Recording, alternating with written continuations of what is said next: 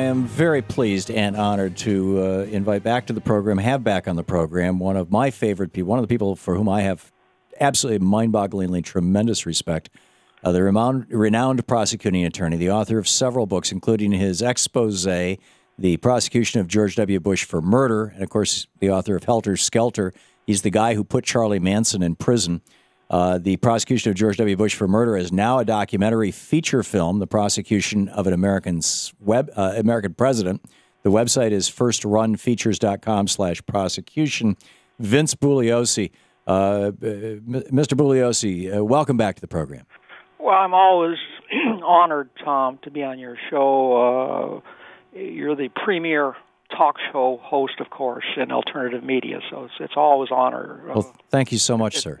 What is the status right now? I mean, we're having, in the midst of this huge torture debate, there's been very little discussion outside of that one op-ed that Daniel, I'm forgetting his last name, Anthony Romero, the head of the ACLU, wrote in the New York Times 3 or 4 days ago, suggesting that if it's going to be impossible to prosecute Bush, at least let's put together a bill of particulars, a prosecutor's indictment of him, and then end it with and therefore you are pardoned. In other words, have the Obama administration pardon Bush and Cheney so that at least, war criminal would be burned on their foreheads for all of eternity. Your thoughts on where we're at? Yeah, but I made it clear to your people, Tom, that I was not going to talk about torture, and the prosecution of Bush should not be, well, it can be for torture too. But, for instance, there were only 3 waterboardings of Al-Qaeda, and obviously I'm not excusing that at all, but when you compare torture with over 500,000 people murdered by Bush, there's no discussion. And I made it clear with your people, apparently they didn't communicate it to you, that I want to talk today about Bush's responsibility for murder. Well, please go for it. And then 2 other things that we talked about earlier. I'm not trying to denigrate torture, but it pales next to murder, I think. No, I thought you're an excellent point. Very well made. Anyway, let's talk about Bush first on the murder thing, and then there are 2 other things that I told you that for some reason the American public is not talking about now. That's Bush's responsibility for ISIS and the fact that Iraq, prior to Bush's invasion, was a peaceful nation. We can get into that a little later. Let's get the guilt thing out of the way. There's always a rush for time, as you know, Tom. But yeah, we have 5 minutes. I'll hit some of the main things against him. The evidence is overwhelming, Tom, that Bush took this nation to war in Iraq on a lie, under false pretenses, and therefore under the law of the land. I'm not talking about the International Criminal Court. I'm talking about the law of the land. He's guilty of murder for the deaths of 4,500 American soldiers, young American soldiers, who died in the Iraqi war, and also for 500,000 innocent Iraqi men, women, and children who died horrible deaths because of Bush's war. I've established jurisdiction to prosecute Bush for the 4,500 American soldiers. I have not established jurisdiction for the 500,000 innocent Iraqis. However, that doesn't eliminate his culpability for those murders.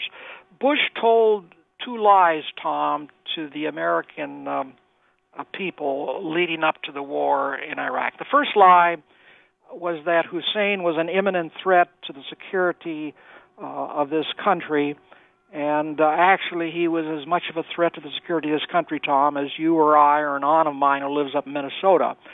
And number 2, he led the American people, Tom, to believe that Hussein was involved in 9/11, and there's not a speck of evidence to support that. Now, there are many pieces of evidence against him that I bring out in my documentary, The Prosecution of an American President. By the way, that documentary is based on the book, The Prosecution of George W. Bush for Murder, and then we've added new things, particularly in the area of Obama. Let me talk about one of the main pieces of evidence. I've already discussed this with you, but it needs to be reiterated. With respect to the first lie, and keep these dates in mind because the dates are important, October the 1st, 2002, the CIA sent to the White House, Tom, its classified top-secret National Intelligence Estimate report on Iraq. The report was the consensus of all 16 federal intelligence agencies, mostly the CIA. Page 8 of the report, Tom, clearly says that Iraq was not an imminent threat to the security of this country. Yet, unbelievably, and there's no other word I can think of, just 6 days later, on October the 7th, in Bush's first televised speech to the nation on the alleged Iraqi threat, he told millions, Tom, of unsuspecting Americans the exact opposite of what his own CIA had told him 6 days earlier. He told the American people that Hussein was, quote, a great danger to our nation, even though he'd just been told by the CIA and 15 other intelligence agencies that he was not a threat. He said that Hussein was a great danger to our nation, either by his attacking us with his weapons of mass destruction or giving his weapons of mass destruction to some terrorist group to do so. He said this could happen, quote, on any given day.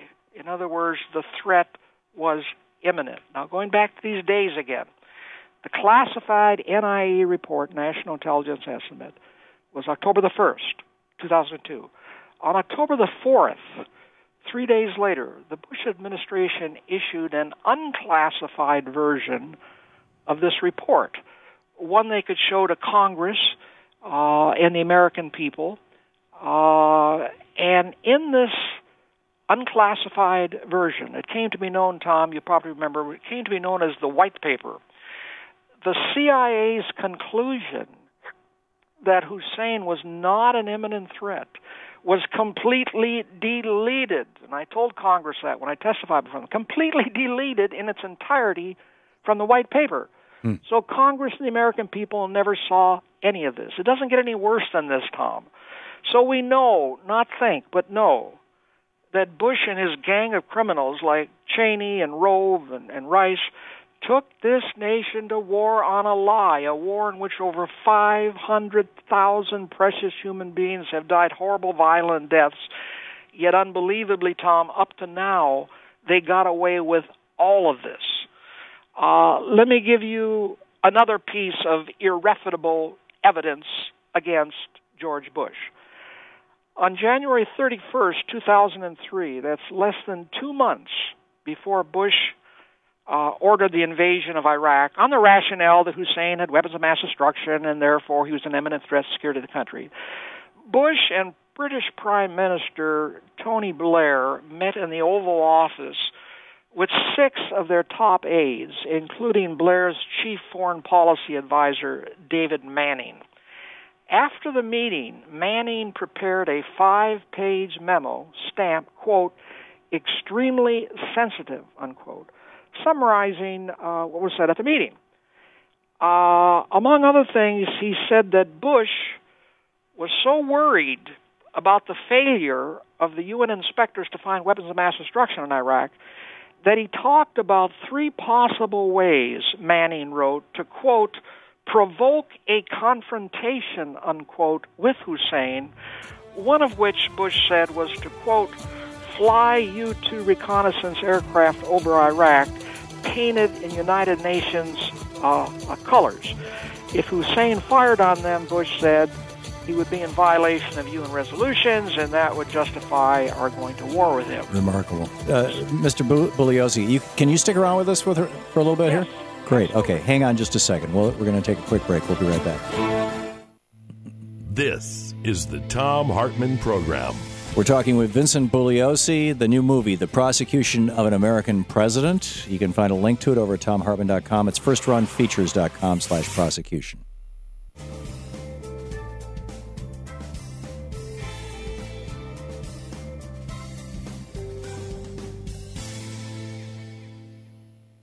Mr. Bugliosi, you were saying. Yes, sir. By the way, the Prosecution of an American President is not well, I guess you could call it a movie, but it's a DVD. And, okay. I think the link you gave is correct. I don't know. I don't even have a computer. I'm still in the 19th century with a yellow pencil, Tom. It's fine. We will double check it and make sure that it's right on our website anyway, and that'll make sure people get there. Okay. So what I was saying is that Bush is telling the American people that Hussein is an imminent threat to the security of this country, so he had to strike first in self-defense. But behind closed doors, this small man, George Bush, was talking about how to provoke Hussein into a war. The last person in the world, Tom, who someone acting in self-defense would try to provoke is the person, obviously, that he's in deathly fear of. The person was about to kill him. If Bush honestly believed that Hussein was an imminent threat to the security of this country, which was his main reason for going to war, the thought of trying to provoke Hussein into a war obviously would never, ever have entered his mind. So there's much more evidence in the DVD and the book, but those are two of the main pieces of evidence. The other two things I wanted to talk about Bush is that for some reason people just aren't talking about it. If they are, I'm not hearing it. I subscribe to the LA Times, the New York Times, Time and Newsweek. I can tell you it's not in there. The main thing, and let's bring Bush up to what's happening today. George Bush is responsible for the existence of ISIS. Right. Where do you think these people came from, Tom? They were members of a group called Al-Qaeda in Iraq. Now, that's the Al-Qaeda group that came to Iraq after, I want to italicize the word after Bush's invasion of the country. They came to Iraq to fight the American forces there. Before Bush invaded Iraq, there was no Al-Qaeda in Iraq group, and ISIS did not exist. Now, you've probably read in the paper that ISIS is a breakaway faction of the group Al-Qaeda in Iraq.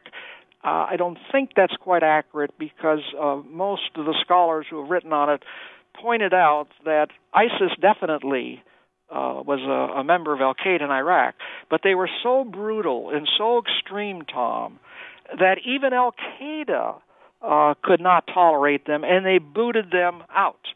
I just read the headline in the LA Times about 7-8 days ago that several leading Al-Qaeda leaders were trying to prevail upon ISIS to stop this beheading. They say a bullet will do. So they were even too brutal for Al-Qaeda. So Bush is not only responsible for the deaths of 4,500 American soldiers and 500,000 innocent Iraqi men, women, and children, but he's also responsible for all of and I want the American people to know this, to start talking about it. He's also responsible for all of the horror and the deaths and the unspeakable atrocities being committed today by ISIS. Yet where do you hear anyone in America clearly saying this? I'm talking about a cover story on Time magazine or a lead editorial in the New York Times. Yeah, or even a referential passing, mention. I absolutely agree. Hang on just a second, Mr. Bugliosi. We'll be right back. We're talking with Vincent Bugliosi, his new movie or new DVD, The Prosecution of an American President.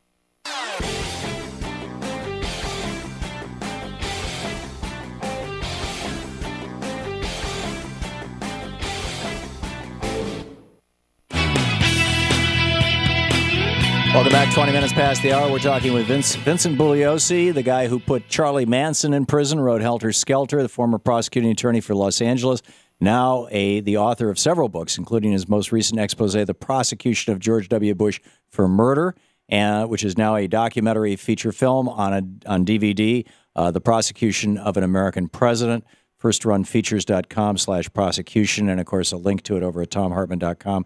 Mr. Bugliosi, just to recap real quickly, number one, you've laid out the bill of particulars for a prosecution of George W. Bush for murder, both for the murder of American soldiers and Iraqi civilians, and I'm curious, if any American prosecutors have taken the bait on that, and if you want to just add a little more detail about how that could work. And secondly, you just said George W. Bush created ISIS.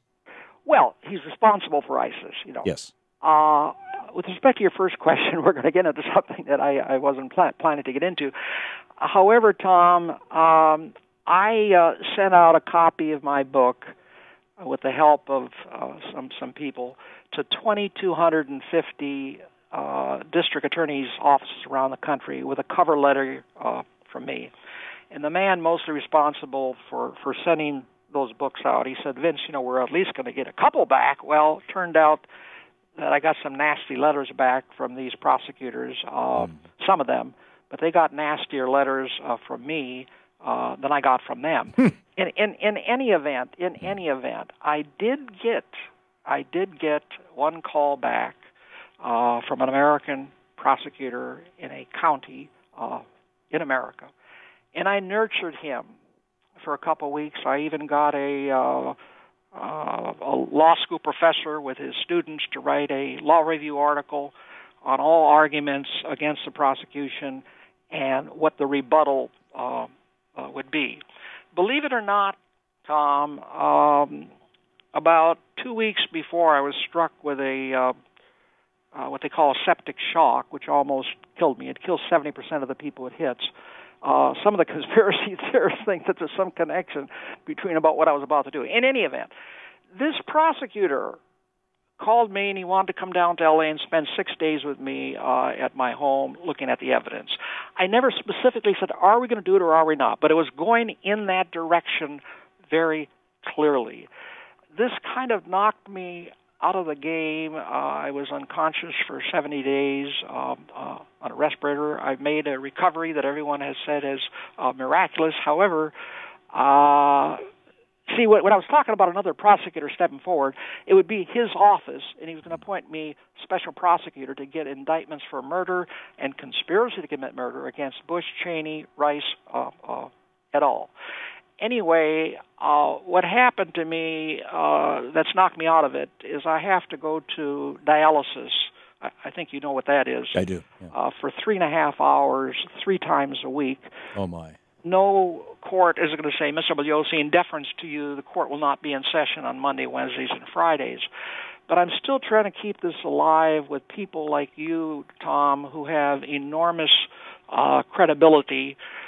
This man, Bush, should not be permitted to get away with murder. He's still walking among us. O.J. Simpson got away with 2 murders, and I went ballistic and wrote the book Outrage, on how he got away from murder. How do you think I feel about George Bush, who's gotten away with thousands of murders? Yeah. Now, you said that there were 2 other things you wanted to talk about. We just have about 3 minutes left, so I want to get to those.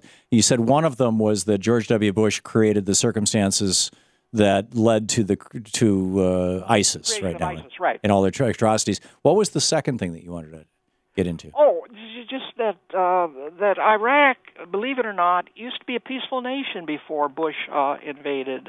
Very low crime rate. You could walk the streets of Baghdad in the middle of the night. The Shiites and the Sunnis were getting along. They may not have liked each other, but they were good. They were getting along. True. Hussein was a brutal dictator. However, Tom, and maybe you know different evidence, everything that I could find has indicated that if you minded your own business and if you did not try to overthrow him like the Shiites did in 1991 following the Persian Gulf War, you just about could do whatever you wanted in Iraq. And I've given some earlier examples. There was freedom of religion. If you were a Christian, you went to a Christian church. You know what they're doing now. They're burning down the Christian churches, and they're murdering the Christians. If you were a gay, you went to a gay bar. You didn't have to hide your sexuality. If you were a woman, you weren't discriminated against. You could go to the University of Baghdad, get a degree. You could become a doctor or a lawyer. And when you left your house in the morning, you didn't have to have a burqa on covering you and your face. You wore a dress, and you had a cell phone. And there were people saying that Baghdad was looking like a modern-day Dallas. Oh, they used to call it the Paris of the Middle East. Sorry? They used to call it the Paris of the Middle East. Yeah. And then this monstrous George Bush invaded the country, destroyed it, killed over 500,000 of its people. And yet, what I do hear about Bush, no one's putting the hat on for this and condemning him. What I do hear is that he's taken up painting. He wrote a book about his father. according to the New York Times, an article said that his friends were quoted as saying they've never seen him happier. I saw a picture of him with President Clinton sitting on a stage. He had the biggest smile in the world on his face. His approval rating used to be very low. Isn't that characteristic? How can we have a nation where someone does a horrendous thing like taking the nation to war and a lie, and yet no one's saying anything against him except you and me? Right. Well, and his behavior, isn't that behavior? You prosecuted a lot of sociopaths. Isn't that behavior characteristic of a sociopath, a man without a conscience? Oh, yeah. Well, he just said recently he has no bad feelings about going to war in Iraq. He would do it over again. Yeah. You know, Tom, look, even if I'm wrong that he did not take the nation to war in a lie, that he was acting in good faith, let's make that assumption. We do know, at a minimum, that it was an enormous blunder. Right. Now, how do you create a blunder that kills 500,000 people and still feel, as he said, I feel good about my life? If I killed even one person in an accident, I'd never have another perfect day for the rest of my life. I think that's true of all of us. Vincent Bugliosi, thanks so much for being with us, sir. You're listening to the Thom Hartmann Program. Call 202-536-2370. And thanks so much for the great work that you're doing on this, Mr. Bugliosi, promoting this. It's great talking with you. Thank you, sir. Again, I'm honored, Tom, always to be on your show. Thank you.